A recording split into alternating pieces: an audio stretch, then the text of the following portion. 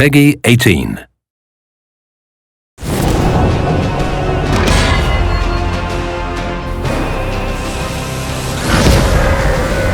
The Death Guard are Nurgle's greatest mortal champions. They are traitor space marines and have been utterly consumed by the corruptive powers of death and decay.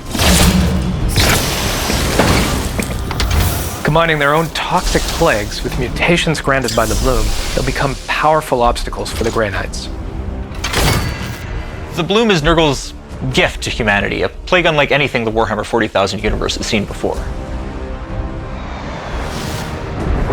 As a galaxy-spanning plague, Bloom seems to spread through corrupted seeds, objects carried by Nurgle's minions that radiate with a foul essence, corrupting and mutating any life nearby.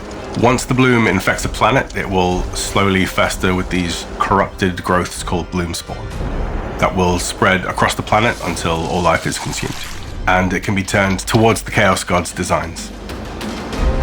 As part of the main campaign storyline, you'll be delving into arcane lore, researching ways to combat this growing corruption. Once a planet is infected by the Bloom, Nurgle can actively interfere with your combat missions, sparking warp surges that can cause all sorts of unpredictable events on the battlefield. Warp surges can summon new enemy reinforcements, trigger powerful boons and mutations in enemies, as well as restrict your knight's abilities.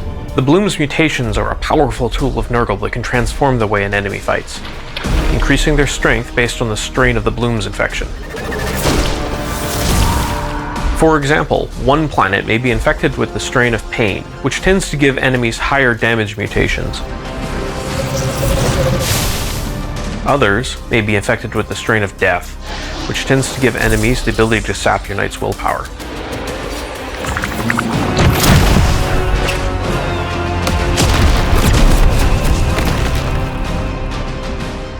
Another factor you'll have to contend with is that the longer the Bloom is left to corrupt a planet, the stronger and more frequent these incursions will become. It's crucial to manage the Bloom's outbreak at the strategic level. On board your strike ship, the Baleful Edict, you'll have limited resources to spend trying to contain the plague. You can focus on researching powerful stratagems and purity seal upgrades for your weapons and armor. That'll give you an edge in combat.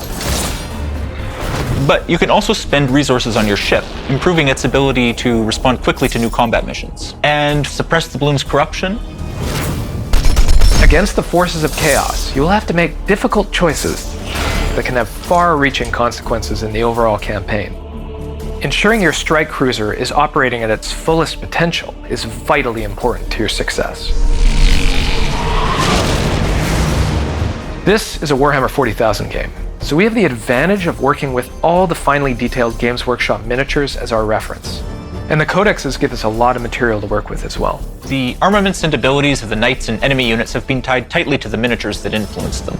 But because our game mechanics are very different from the tabletop experience, we were able to pitch some tweaks and totally novel abilities for all the units, as long as they match the theme and lore requirements of the world. Throughout the campaign, you'll cross swords with greater demons, demon princes, and other gigantic foes. These are Nurgle's champions with unique abilities, and they represent a massive obstacle to defeat. They're also a big change from the regular enemies you'll have been fighting up to that point. They destroy everything in their path. They can pick up and hurl knights through walls and crush them underfoot, even collapse whole sections of levels. These are real David versus Goliath type battles. Each of the Lords of the Bloom has their own unique personality and strategies. Let's just say you'll need to put together a lot of what you've learned and built up with your knights to take these guys down. Facing these bosses also means entering their domains, which sit at a precipice between real space and the warp. These are among the most corrupt environments. Well, except for... What? The place at the end? I really don't think we're supposed to talk about it yet. Come on! Alright, I guess one little peek wouldn't hurt. If you're familiar with your demon Primarchs, you might notice someone in particular showing up in Chaos Gate Daemonhunters.